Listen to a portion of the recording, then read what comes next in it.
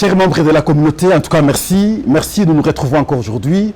Parce que vous savez, en tout cas, c'est ici qu'on réfléchit objectivement. N'allez jamais ailleurs et pas ailleurs. C'est ici, d'abord. Merci, ça nous va droit au cœur. Hier, nous avons reçu beaucoup de messages, beaucoup d'appels également. Les uns nous ont encouragés, nous ont congratulés, nous ont félicités.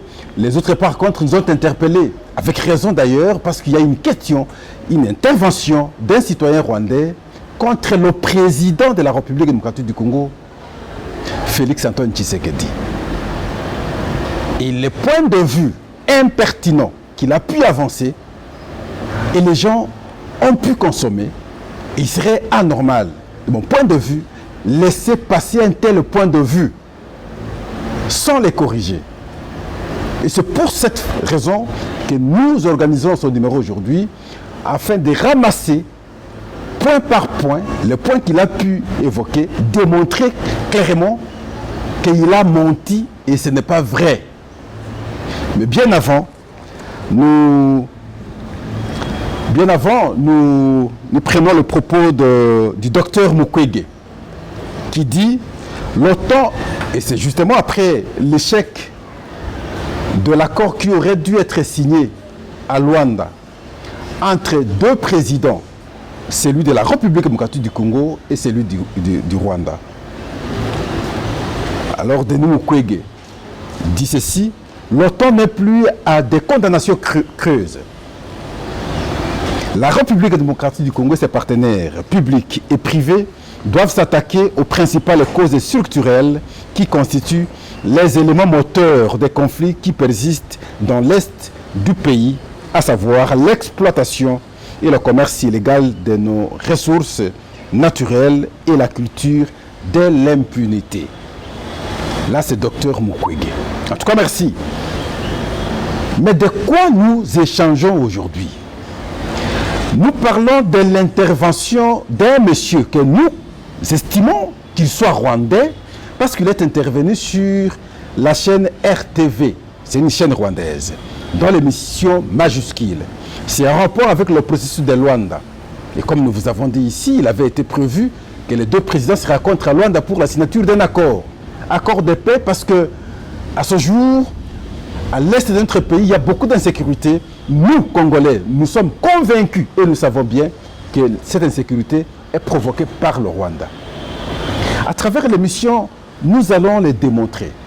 Parce que le monsieur qui est intervenu, il a balbutié, il a poussé des arguments incohérents, impertinents, simplement parce qu'on comprend de quel camp il se retrouve.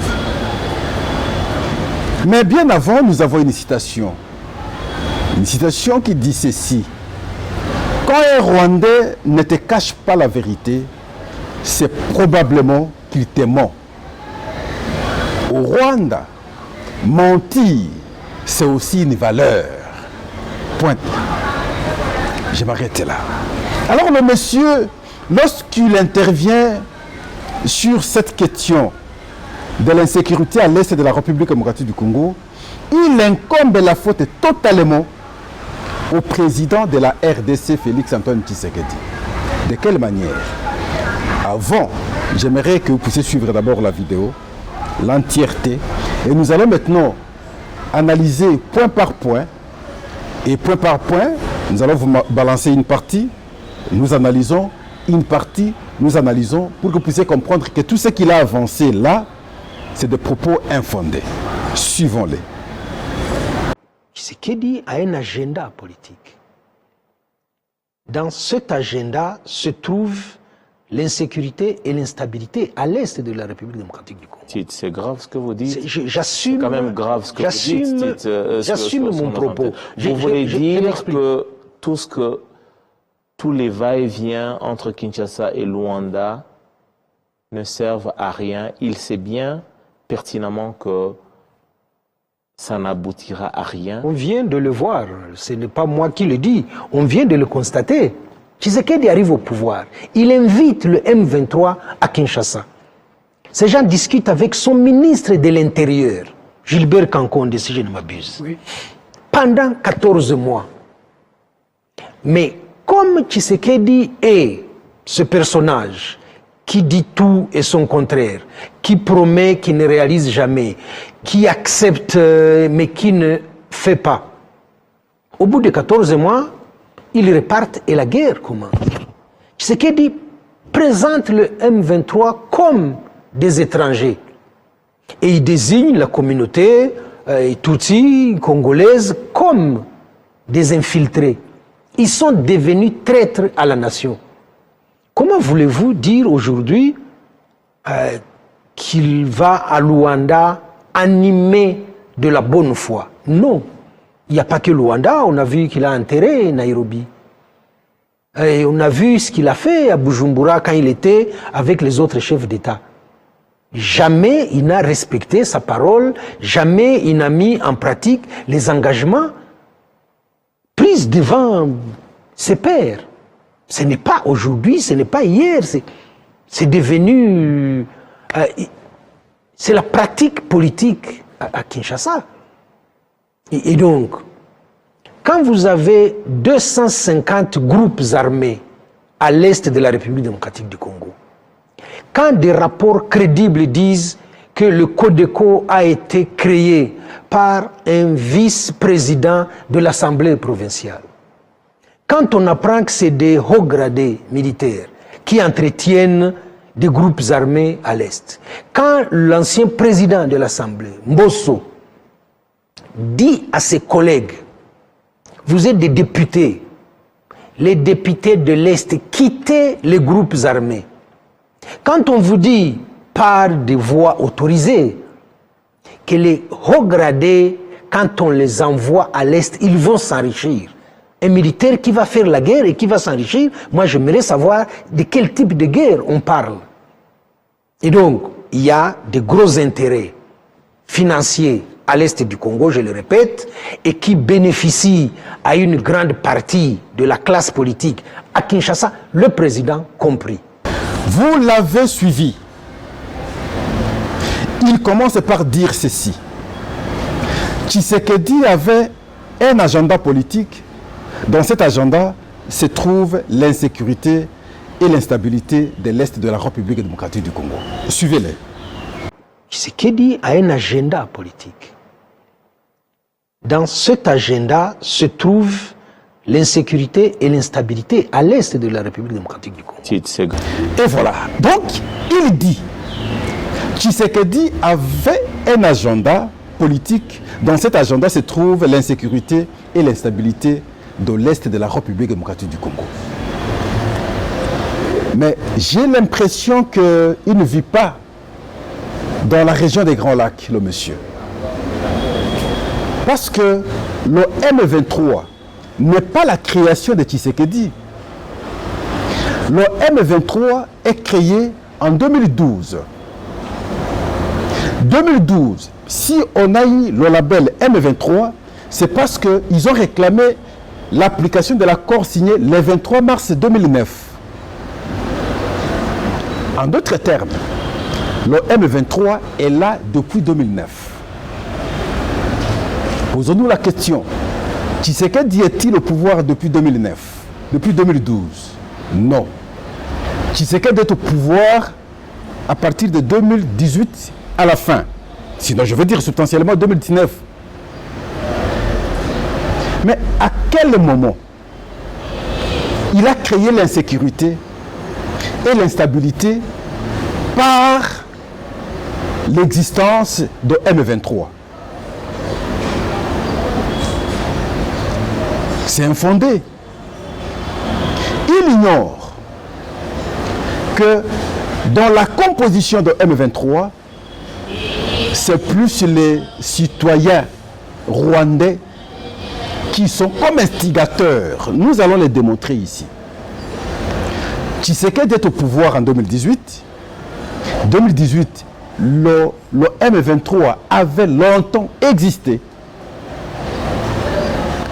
Et donc, ça n'a rien à voir ici. Quand vous dites qu'il avait un agenda de l'insécurité, l'instabilité de l'Est de la République démocratique du Congo, ça c'est un faux argument. Parce que l'instabilité et l'insécurité dans l'Est de la République démocratique du Congo a commencé effectivement avec les Rwandais. Lorsque vous êtes entré avec l'AFDEL, et ici, en RDC, nous avions eu un général d'état-major, enfin, un chef d'état-major qui était rwandais. Nous avons eu beaucoup de Rwandais qui avaient le commandement de l'armée. C'est vous qui êtes venus nous insécuriser. Comme si cela ne suffisait pas, lorsque Mouzé Laurent Désiré Kabila va se séparer des Rwandais, vous n'êtes pas parti chez vous, monsieur. Vous allez maintenant, vous vous êtes réorganisé autrement pour faire le RCD. Le RCD, nous allons nous retrouver à Sun City pour un accord. On s'entend pour que nous puissions gérer le pays. Les Rwandais n'ont pas voulu que nous puissions gérer normalement notre pays. Et vous allez créer un autre mouvement qui va se nommer CNDP. De CNDP, nous avançons. Nous organisons les élections. Pour la deuxième fois, c'est en 2011. 2012 déjà. Ils prennent encore les armes pour insister à l'application de l'accord que nous avions signé avec le CNDP pour qu'il y ait la paix. Et là, ils vont se nommer M23. Avec le même M23, vous n'allez pas oublier, monsieur, qu'il y a eu des discussions qui ont pris beaucoup de temps à Kampala. On a échangé, c'était le gouvernement congolais et le fameux M23 pendant beaucoup de mois. L'accord était prêt à être signé, le draft a été pondu. Et voilà, c'est parce que nous avons gagné la guerre, on n'a pas pu signer cet accord convenablement. Nous allons nous retrouver à Nairobi, parce que vous évoquez trop Nairobi. C'est là qu'on va signer 3 déclarations avec le même M23. Mais quand vous lisez ces déclarations, monsieur, personne, un nationaliste, un vrai compatriote, ne peut pas cautionner de telles choses. Vous aviez voulu le retour des réfugiés congolais qui seraient au Rwanda et que nous avions suivi Paul Kagame la fois passée dire qu'il héberge au moins 100 000 Tutsis congolais au Rwanda qui devraient maintenant rentrer. Voilà le mobile du mécontentement qui fait que les gens prennent les armes. C'est dans ces 3 déclarations. Vous aviez voulu qu'on crée un espace commercial pour que vous puissiez bénéficier de nos minerais. C'est dans ces 3 déclarations. Et vous aviez bien voulu qu'on intègre les militaires rwandais qui sont dans le M23 pour venir déstabiliser notre armée. C'est dans les 3 déclarations. Et vous aviez voulu par la suite l'intégration des acteurs politiques pour venir encore nous infiltrer. Non, monsieur. Tshisekedi n'a pas amené l'insécurité. Tshisekedi n'a pas cherché l'instabilité.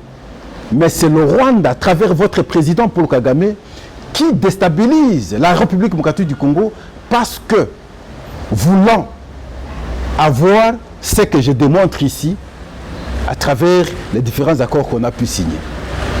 Le M23 existait depuis très longtemps, avant Tshisekedi. Tshisekedi n'est venu au pouvoir qu'en 2018, sinon 2019. Il dit pour la deuxième fois, vous allez aussi les suivre, il dit ceci: il a invité le M23 pendant 14 mois à Kinshasa et finalement, bon, ils vont repartir, ils sont repartis pour faire la guerre. Qu'on les suive. Tshisekedi arrive au pouvoir, il invite le M23 à Kinshasa. Ces gens discutent avec son ministre de l'Intérieur, Gilbert Kankonde, si je ne m'abuse, oui, pendant 14 mois.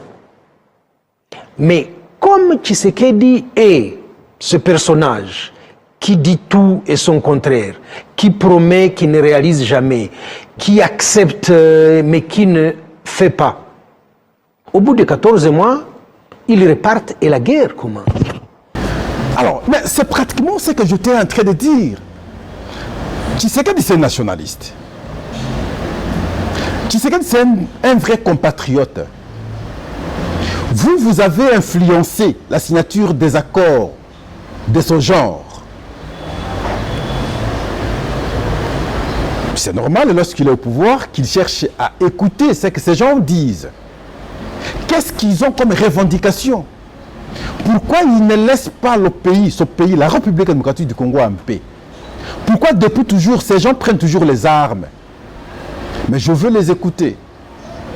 J'imagine que c'est comme ça que le ministre de l'Intérieur a pu échanger avec eux. Et lorsqu'on s'est rendu compte que leurs revendications ne cadrent pas avec les aspirations nationales, on ne peut pas cautionner de tels cas. Et lorsqu'on n'appose pas la signature, lorsqu'on ne s'accepte pas, lorsqu'on n'est pas d'accord avec la position qu'ils prenaient, et ils repartent prendre les armes, et vous voulez nous faire croire à nous, ici, que nous devons acclamer pour ces gens qui sont partis prendre les armes, tuer nos frères et sœurs. Parce que Tshisekedi les avait amenés à Kinshasa. Vous aviez voulu qu'ils fassent quoi? Il fallait les écouter. Il fallait les écouter. Mais parce que vous aviez un autre agenda. Votre agenda, c'est de dribbler la République démocratique du Congo. Votre agenda, c'est de mentir la RDC à travers les discussions et pour que vous puissiez atteindre votre objectif. Parce que vous savez naviguer dans les temps. Vous avez un plan à long terme pour atteindre vos objectifs. Et vous voulez qu'on cautionne très facilement? Non. Et voilà pourquoi on ne s'est pas entendu avec le M23, est rentré, et vous, parce que vous aviez estimé que vos objectifs risqueraient maintenant de ne pas être atteints, et voilà, vous les avez poussés de prendre encore les armes. Non, sinon, c'est vous qui aviez encore pris les armes. Il dit encore ceci. Le président Tshisekedi présente le M23 comme des étrangers. Il désigne les communautés Tutsi congolais comme des infiltrés. Ils sont devenus des traîtres à la nation. Mais quand un bon citoyen prend les armes, si au moins ils sont de vrais citoyens, de vrais Congolais, et qu'ils prennent les armes contre leur pays, mais c'est la trahison. Lisez notre constitution, monsieur. C'est la trahison. De deux, revisiter l'histoire. Nous, en RDC, on n'a pas une communauté Tutsi, ça n'existe pas. C'est une invention politique au regard de ce que vous aviez piégé notre pays. Et c'est comme ça qu'en fait, compte, aujourd'hui, on commence à parler en RDC comme si nous avions des Tutsis. Il n'a pas de problème particulier avec les Tutsis. Il n'y a aucun problème particulier avec les Tutsis. Le problème ici, c'est vos velléités à vouloir à tout prix avoir des espaces en République démocratique du Congo. Et vous qui venez, vous vous présentez comme si vous étiez des Congolais. La preuve, les militaires rwandais qui tombent au front, mais ils viennent faire quoi? Ils viennent faire quoi? Ils sont dans le M23 avec les insignes rwandais, avec des cartes militaires rwandaises. Ils tombent. Les images, je crois que vous voyez les images. Mais ils viennent faire quoi? Si c'est réellement le M23, il n'y a pas de Rwandais. Mais pourquoi les militaires rwandais tombent? Vous voyez la complicité.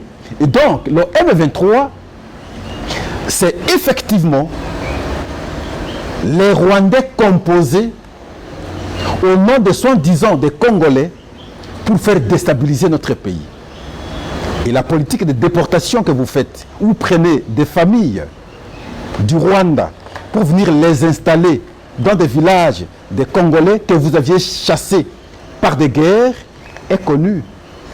Et donc, ici, il s'agit effectivement des Rwandais qui, nombreux, sont dans le M23. Je ne nie pas que dans le M23, il y a certains Congolais. Ils sont là. Il y a certains Congolais qui sont dans le M23. Mais la majorité, la stratégie est pilotée par les Rwandais. Il n'y a pas de débat. Jamais il n'a su respecter les engagements. Ah oui, là encore, comment voulez-vous qu'il respecte les engagements, de faux engagements? Prenons le cas de ces trois déclarations. Donc, commençons d'abord par l'accord signé le 23 mars 2009 avec le CNDP finalement, qui a fait l'objet de revendications en fait contre le M23 et aussi les déclarations qu'on a signées, ici je vous parlais de Nairobi, mais quand vous lisez ces accords et que vous êtes un citoyen sérieux, comme Tshisekedi, comme moi, comme beaucoup d'autres, on ne peut pas respecter de tels accords. Si hier vous aviez des gens qui faisaient votre pont, qui vous facilitaient, mais aujourd'hui, mettez en tête que vous n'avez pas ces gens. On ne peut pas cautionner lorsqu'il y a de mauvais accords. Ce n'est pas parce que vous êtes Rwanda, non. Lorsqu'il y a de mauvais accords, on ne peut pas les appliquer. Et voilà pourquoi Tshisekedi ne sait pas appliquer de mauvais accords, de mauvais engagements pris. Je ne sais pas dans quel cadre. Et voilà pourquoi il ne veut pas les appliquer. Entre autres ici, à ce stade, refuser d'échanger avec le M23 qu'on considère comme une simple fabrication rwandaise. Et il dit ici, quand les rapports crédibles disent que le Codeco a été créé par un président provincial, quand vous avez les officiels militaires qui sont affairistes, quand M. Mboss à l'Assemblée nationale dit quitter les groupes armés, ah monsieur, ici vous considérez que les rapports crédibles, donc vous faites allusion aux rapports. Il y a des rapports des experts des Nations Unies. Mais les rapports des experts des Nations Unies nous disent, il faut considérer également ces rapports qui sont crédibles, que c'est les Rwandais qui sont dans le M23 pour déstabiliser la République démocratique du Congo. Mais vous faites foi à ces petits rapports-là, mais les rapports des vrais experts des Nations Unies, vous ne savez pas les évoquer ici. Ils ont fait effectivement allusion au M23, bien entendu, aux Rwandais. C'est les militaires rwandais qui font le M23 et qui déstabilisent l'Est de la République démocratique du Congo. Qu'est-ce qu'on doit dire de plus qu'on n'a jamais dit? J'ai commencé par une citation pour vous dire que un Rwandais ne dit jamais la vérité.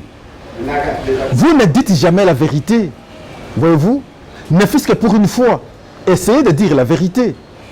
Vous n'allez pas dribbler chaque jour une nation. Nous sommes suffisamment avertis et nous savons ce que vous faites. Le Rwanda veut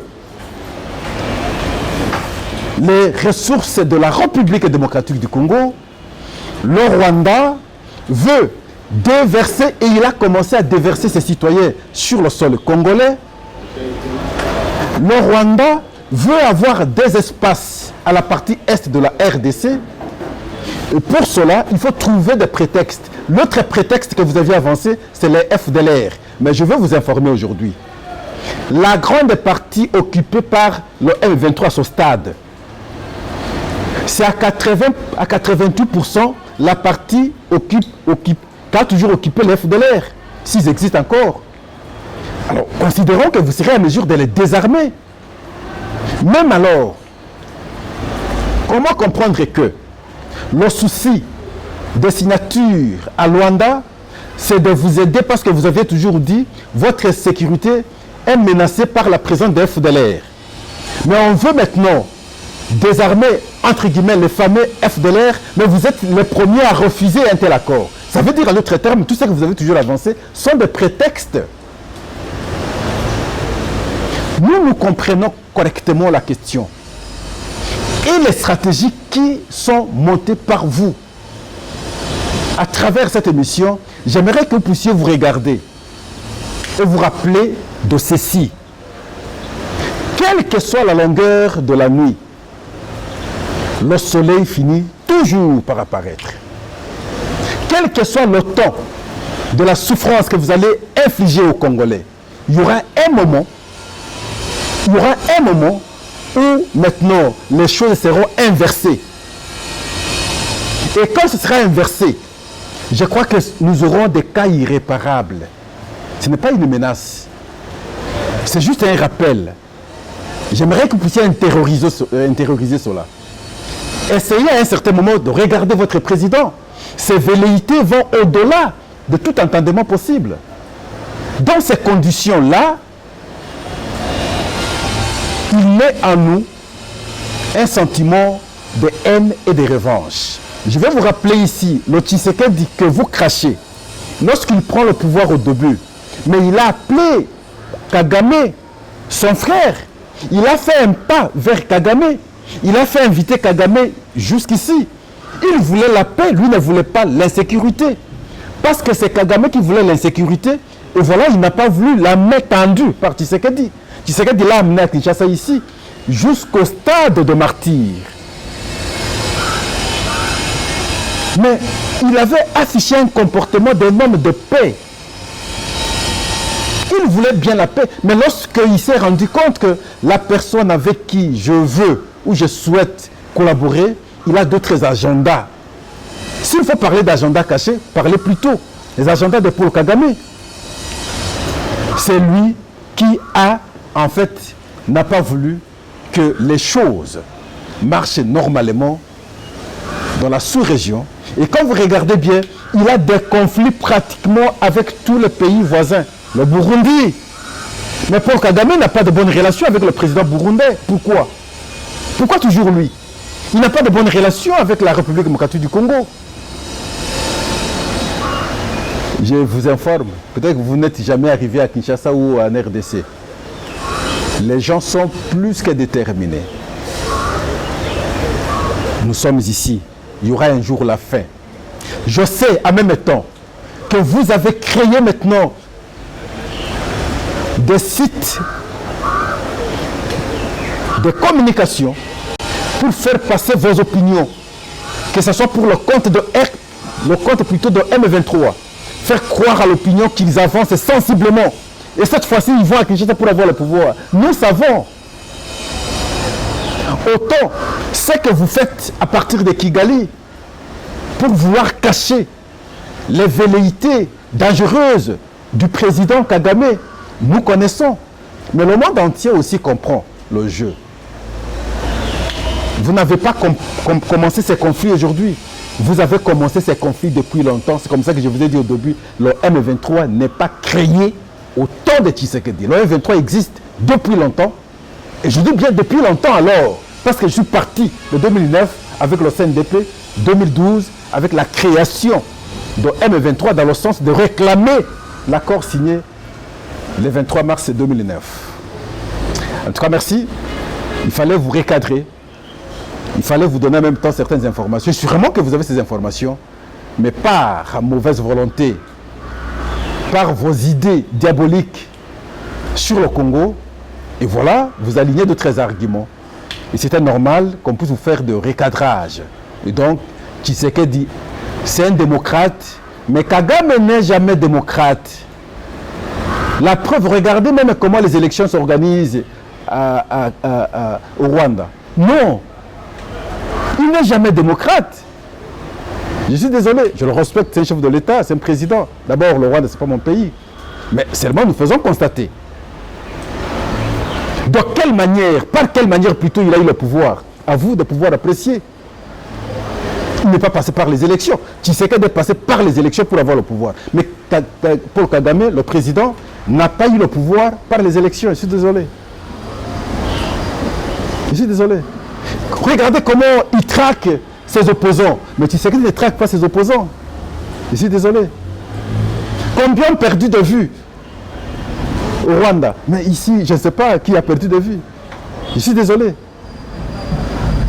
Je suis désolé. Même si vous cliquez entre Tshisekedi et Paul Kagame, qui est plus démocrate, mais le monde entier va répondre, il y aura une seule réponse.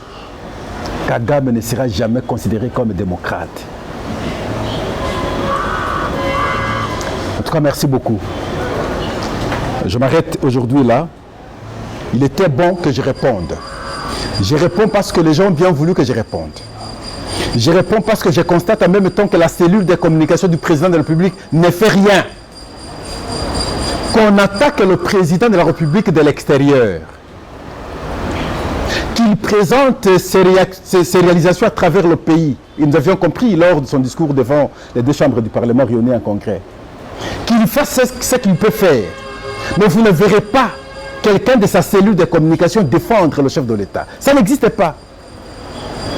Ni par les écrits, ni par les interventions audiovisuels comme je le fais, parce qu'ils ne le font pas. Et voilà pourquoi nous nous donnons le luxe là de défendre cette cause de temps en temps. Et ici, nous défendons d'ailleurs la nation.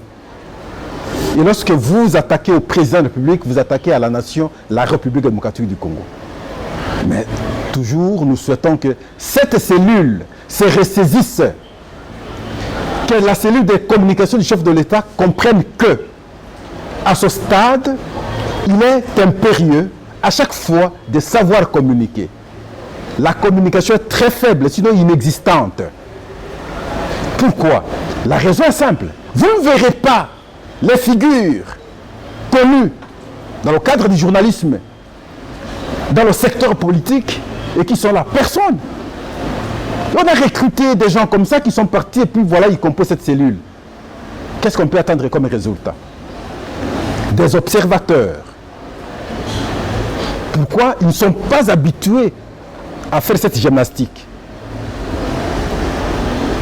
Ils ne savent pas dégager, en tout cas, les contours de beaucoup de faits de société, politiquement. Il faut des spécialistes à la question. Et je dis seulement que ce n'est pas tard. Il faut bien refaire les choses. En tout cas, merci. N'allez jamais ailleurs. Restons ici. Malgré les conditions, nous avons dit qu'il faut qu'on recadre un tel propos considéré de notre point de vue impertinent, irrationnel, injuste, illogique. Je crois que l'exercice a été fait et nous vous disons simplement merci. Au revoir.